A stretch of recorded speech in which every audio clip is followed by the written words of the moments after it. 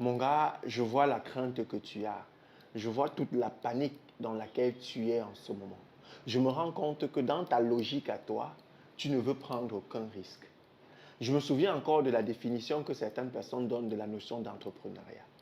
On te dit que l'entrepreneuriat, c'est prendre un immeuble de 80 niveaux, je dis vraiment n'importe quoi, et plonger. Et de te dire que avant que tu n'arrives à l'endroit où tu vas perdre de l'air, où tu vas t'asphyxier, où tu vas éclater sur le sol, que tu aies le temps de fabriquer toi-même ta parachute. C'est ça, ton parachute, on dit ça comme ça. C'est ça, la notion d'entrepreneuriat.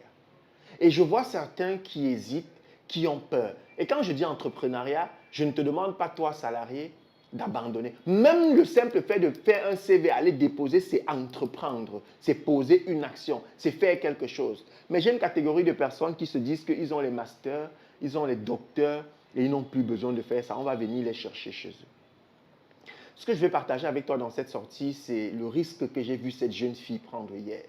Et moi, ça m'a frustré, ça m'a fait peur. Quand je vois l'environnement dans lequel nous sommes ici à Douala, quand je vois ce qui se passe dans la rue de manière générale. Il est 22 heures, nous sommes 5 garçons au pied de l'immeuble, alors qu'on a fini de bosser et on s'apprête à rentrer à la maison.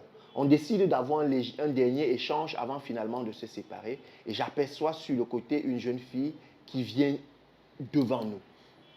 Vraiment jeune, moins de 20 ans. Et elle nous propose les puces de téléphone. Il est 22 heures.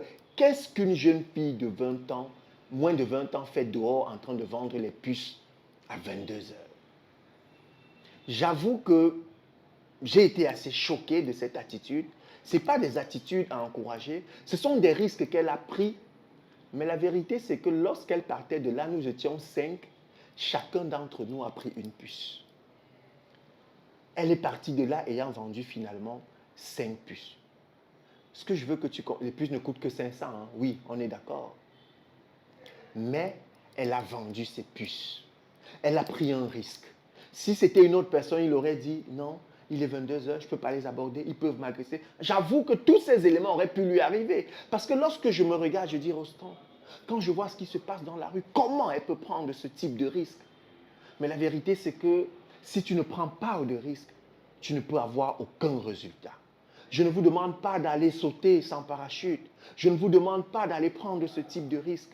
Mais je vous demande de passer à l'action.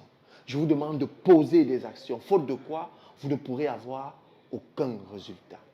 Si tu es dans la catégorie de ceux qui pensent que tu ne dois pas prendre de risques et que tu auras des résultats, je veux t'annoncer ce matin que tu te trompes. Je veux t'annoncer ce matin que tu vas continuer de descendre dans l'abîme.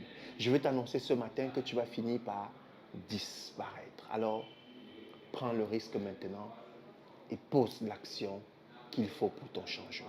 Merci.